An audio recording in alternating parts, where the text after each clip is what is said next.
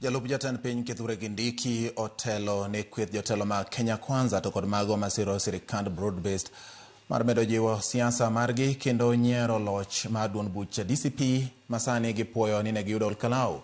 Kindiki ma oloso e kanisa mar ACK Embo yango ni pod gin kod oteku mar chwalo jatend piny William Ruto nyaka e loch. Kamachielo jotelo mamoko ma oloso imbo mar piny Kenya ma oriwo gavana ma Kakamega Fernandes Baraza mar ODM bende omedo yango ni riwruoggi otegno kendo gidhi nyuolo olemo e yiero ma 2027. Na yule jamaa ambaye ni champion wa ukabila, yule Gachagua, Rigathi Gachagua, yeye hana nafasi hapa. Yeye kila wakati anahubiri ukabila. Yeye kila wakati anahubiri utengano. Sisi kama wana Western tunaunga William Ruto kwa sababu we want national cohesion. Maendeleo inaenda kila mahali barabara zinajengwa. Kila mahali stima inaendelea. Kila mahali tuko na empowerment.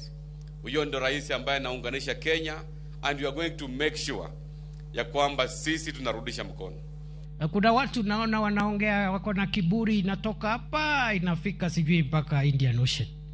Kiburi inatoka hapa inaenda Atlantic Ocean. Hii dunia haina mwenyewe ni Mwenyezi Mungu.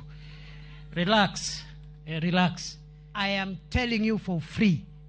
This government haitakosa agenda ya kuwatetea wakati ya uchaguzi wa next year. Hatutakosa kitu ya kuambia raia kwa sababu we have gone out of our way to do our best. Ile imebaki sasa ni kuweka watu pamoja namna hii na kuelewana, alafu tunasonga mbele. Miaka yote unajiuliza ule alikuwa anapanga hii pesa, kwa nini hakuwa anafikiria huku? Ni kwa sababu watu walikuwa na sheria ambayo ilikuwa inagandamiza sehemu zingine za Kenya. Lakini kwa mara ya kwanza ndio sisi tunaanza kuona pesa kutoka serikali kuu ikiteremuka hapa kwetu.